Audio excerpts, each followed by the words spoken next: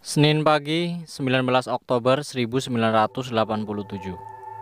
Dua kereta api dari arah berlawanan melaju dengan kecepatan tinggi dan saling bertabrakan.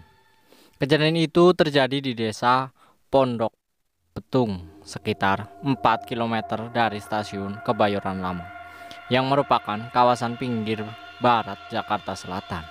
Kelak kejadian ini dinamakan tragedi Bintaro. Assalamualaikum warahmatullahi wabarakatuh. Selamat datang kembali di channel Trujelikan.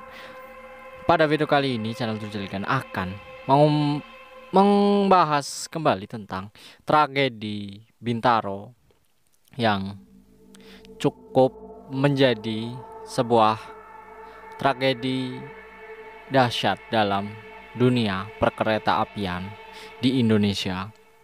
Namun sebelum lanjut, apabila teman-teman suka dengan video seperti ini, maka jangan sungkan untuk memberikan jempol like, karena satu like dari teman-teman akan memberikan manfaat besar bagi pertumbuhan channel ini. Dan share juga ke media sosial kalian agar teman-teman kalian tahu apa yang kamu tahu. Dan yang terpenting, klik tombol subscribe dan jangan lupa aktifkan juga tombol loncengnya agar kalian tidak ketinggalan video terbaru dari channel ini. Ingat, subscribe itu gratis. Dikutip dari surat kabar lama zaman dahulu, kecelakaan itu merupakan bencana kereta api terbesar sepanjang sejarah perkereta apian di Indonesia.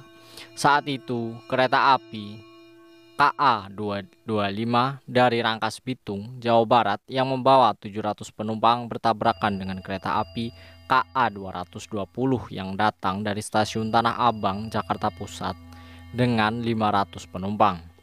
Itu hanya berdasarkan data yang tercatat dari pembelian karcis saja, sebab masih ada ratusan penumpang gelap yang memenuhi gerbong lokomotif dan atap gerbong.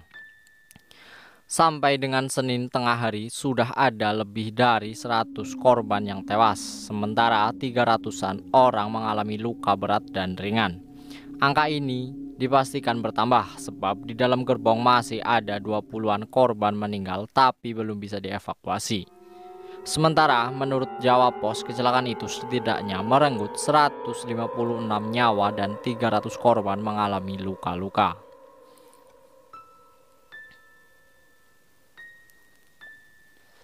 Bagaimana kecelakaan itu terjadi? Berdasarkan catatan yang diperoleh oleh surat kabar lama Tempo, pada hari kejadian itu kereta api 225 menunggu kereta api 220 seperti biasa di Sudirama. Namun kereta yang ditunggu tak kunjung tiba. Sebagaimana dijadwalkan, kereta api 225 sudah meninggalkan Sudirama menuju Tanah Abang pada pukul 06.50.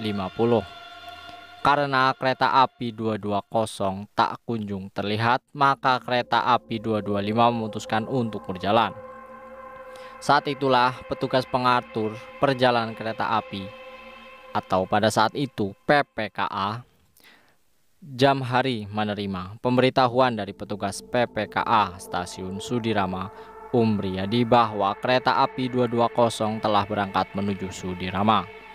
Kondisi kereta api yang mengangkut banyak penumpang itu tampaknya membuat masinis kereta api 2205 yakni Slamet Suradyo tak awas pada semboyan 46 yang diberikan oleh Jamhari.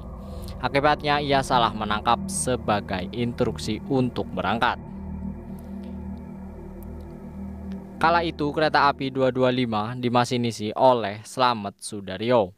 Kepala Jawa Pos, ia bercerita, di depannya tepat di rel yang sama muncul kereta api 220 dari Tanah Abang menuju Merak. Saat itu ia tidak bisa berbuat banyak karena itu kereta melaju dengan kencang. Selain mengucapkan astagfirullahaladzim berulang-ulang, ia mencoba sekuat tenaga mengerem dan membunyikan klakson. Setelah tabrakan maut itu terjadi, baru ia tersadar saat berada di ruang ICU Rumah Sakit Kramat Jati dengan luka di badannya. Ia mengalami patah kaki, sobek di kulit pinggul dan rontok pada giginya. Saat itu Slamet bilang kereta yang ia kemudikan hanya berkisar di kecepatan 40 km per jam. Dalam insiden itu pada akhir Oktober 1987, 4 pegawai PJKA diputuskan bersalah. Selain Slamet Suradyo, ada Jamhari Umriyadi dan kondektur kereta api 225 Adung Syafei. Pada April 1988 mereka berempat mulai disidang. Slamet kemudian divonis 5 tahun penjara. Adung Syafei dihukum 2,5 tahun penjara, sementara Umriyadi dan Jamhari masing-masing dihukum 10 bulan penjara. Namun dari pemeriksaan persidangan terungkap problem sangat mendasar dalam sistem perkeretaapian saat itu, sehingga kesalahan tidak dapat dipersalahkan secara orang perorangan. Kemudian Pak Slamet bebas di tahun 1993. Slamet masih boleh datang ke kantor walau hanya sebatas disuruh apel pagi. Tapi setahun setelahnya ia diberhentikan secara tidak terhormat.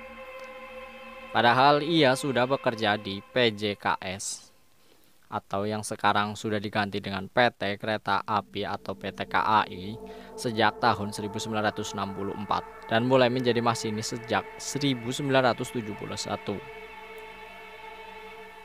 Pengabdiannya beliau selama puluhan tahun seperti tidak berarti, ungkapnya.